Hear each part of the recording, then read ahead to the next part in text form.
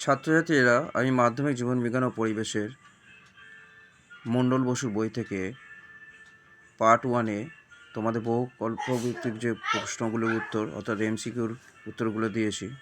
এবার পার্ট 2-তে আমি শূন্যস্থান থেকে শুরু করব, তোমরা দেখতে থাকো।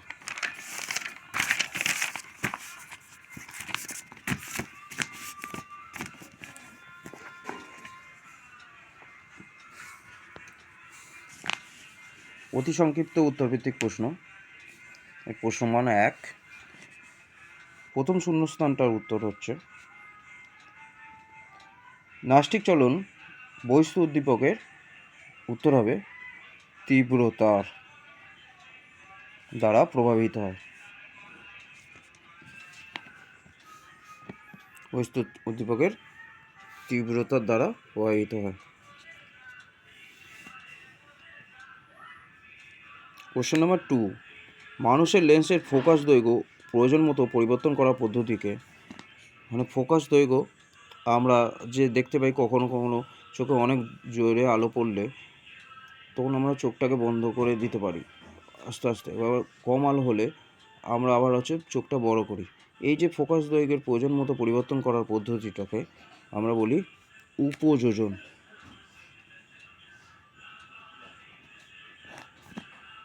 3 নম্বরে, আয়োডিনের অভাবে ড্যাশ হরমোনের সংশ্লেষ ব্যাহত হয়। এখানে আয়োডিনের অভাবে কোন হরমোনের সংশ্লেষ ব্যাহত হয়?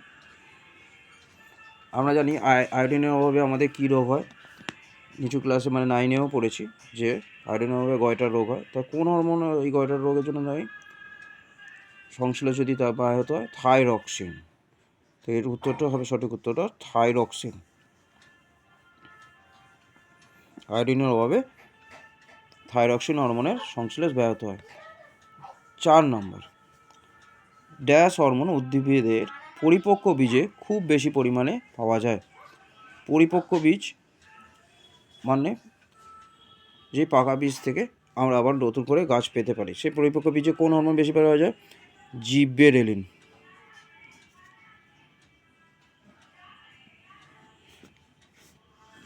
এর উত্তরটি হবে জিবেরেলিন।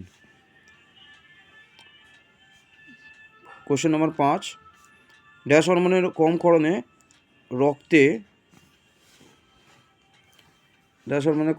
রক্তে শর্করার মাত্রা বৃদ্ধি পায়।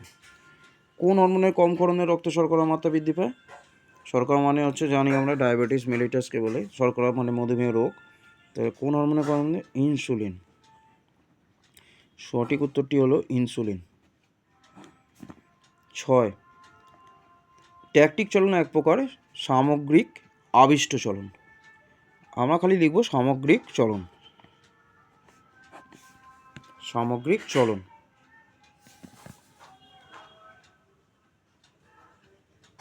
7 নম্বর প্রশ্নটা হচ্ছে আলোক জারণের ফলে বিনষ্ট হয়, মানে আলোকের জারণের ফলে কোন হরমোন বিনষ্ট হয়? এর উত্তর হবে অক্সিন হরমোন বিনষ্ট হয়।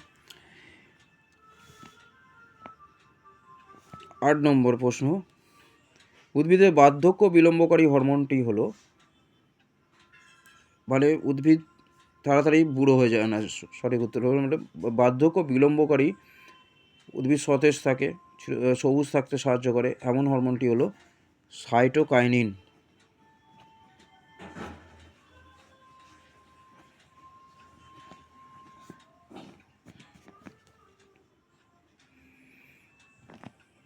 9 নম্বরের কোশ্চেনটা বলেছিল মূত্রের সঙ্গে গ্লুকোজ নির্গত হওয়াকে কি বলে? এটা এক ধরনের মূত্রের সাথে গ্লুকোজ বেরোয়, মানে ডায়াবেটিস মেলিটাস রোগের মাধ্যমে হয়। কিন্তু এই যে গ্লুকোজ বেরোয় এইটাকে পার্টিকুলারলি কি বলে? গ্লুকোসোরিয়া।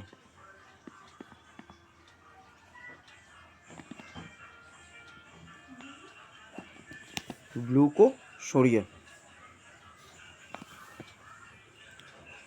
10 নম্বর স্নায়ুতন্ত্র হলো প্রাণীদের ড্যাশ সমন্বয়ক।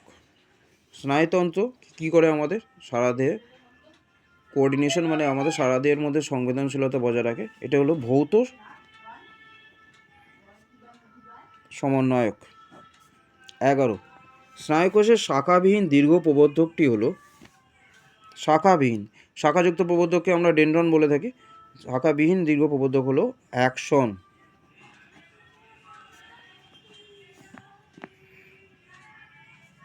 12 নম্বর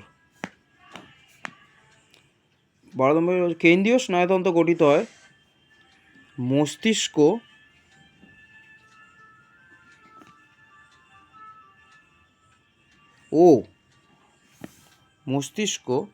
ও সুষুম্না কাণ্ড দিয়ে।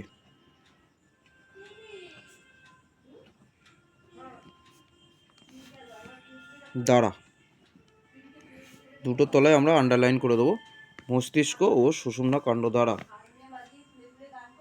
13 নম্বর, সুষুম্না কাণ্ডের গহ্বরটি হলো, উত্তর হবে নিউরোসিল।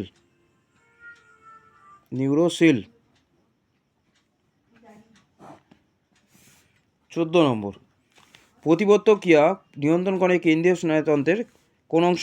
সুষুম্না কাণ্ড।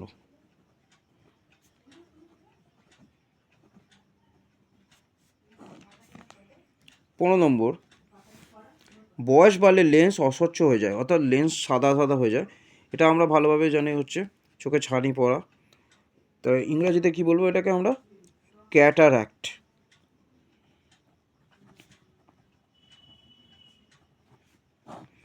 16 নম্বর, সিলিয়ারি গমন দেখা যায় এককোষী প্রাণী। এককোষী প্রাণী আমরা জানি অ্যামিবা, প্যারামোসিয়াম, এই সমস্ত উত্তর হবে। এককোষী প্রাণী এখানে হবে শূন্যস্থানে। 17, পায়রা ডানার পালকগুলোকে কি বলে? সঠিক উত্তর রেমিজেস।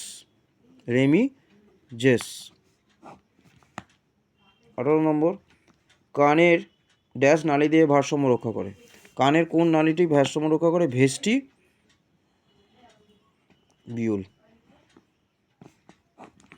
ভেস্টিবিউল। আজ এই পর্যন্ত। সত্য মিথ্যা এর পরের দিন আমি আবার করে দেখাবো। তোমাদের ভালো লাগলে চ্যানেলটিকে সাবস্ক্রাইব করো।